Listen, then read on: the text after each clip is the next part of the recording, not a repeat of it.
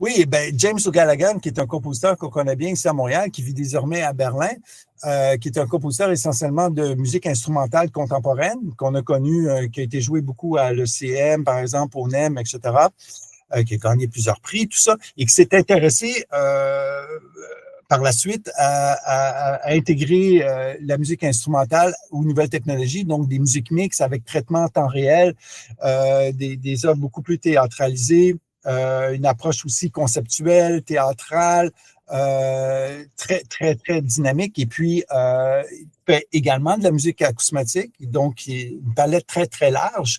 Et plus récemment, il y a eu un projet pop où il chante lui-même. Ça vient de sortir, là. James O'Callaghan vient de sortir un album, je crois que c'est disponible sur Bandcamp, où lui-même chante, donc une approche beaucoup plus proche. Donc, vraiment une palette très, très, très, très large. Et puis là, il vient présenter une nouvelle création qui s'appelle Fear of the Dark. La note de programme est vraiment très explicite. Je vous invite à aller la lire, mais et puis là-dedans, il y aura des références aussi à toute sa large palette, dont la musique électronique, le dark industriel, le dark techno, le EBM. Donc, ça va être, j'oserais dire, peut-être presque postmoderne, finalement, comme pièce. Ouais, ou post-industriel, ouais, quelque chose du genre. Anne F. Jacques. Anne F. Jacques, que j'avais déjà. On l'avait vu à Longueuil, hein, je pense, elle était là. Hein, je pense que tu n'étais pas là. Hein?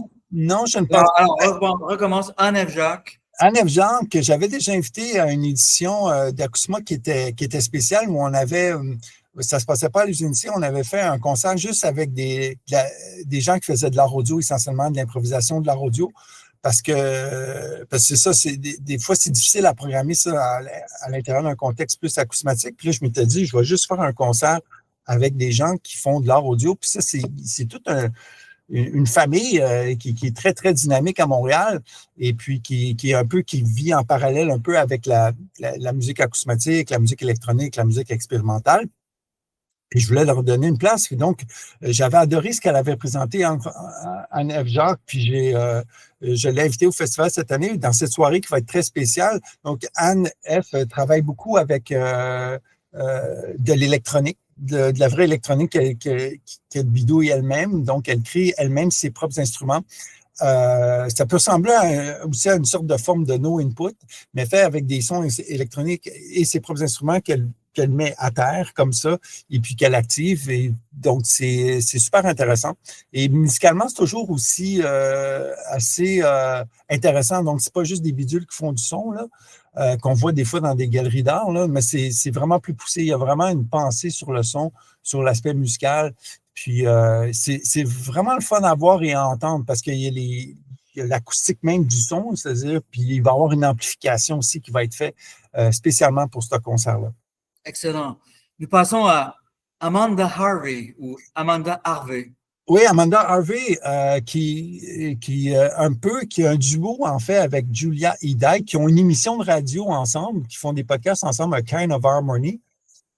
Donc, qui est un peu aussi dans la même approche que Julia, mais bon, différent, mais c'est une musique qui est extrêmement, je dirais, profonde, avec un peu de lo-fi, synthèse analogique, modulaire, des textures brutes, mais avec une certaine profondeur émotionnelle. On n'est pas loin de côté ambient, je dirais. On est plus dans ces sphères-là, mais un ambient qui est très habité, très immersif, qui n'est pas du tout dans la facilité. Là. Il y a vraiment quelque chose qui se passe.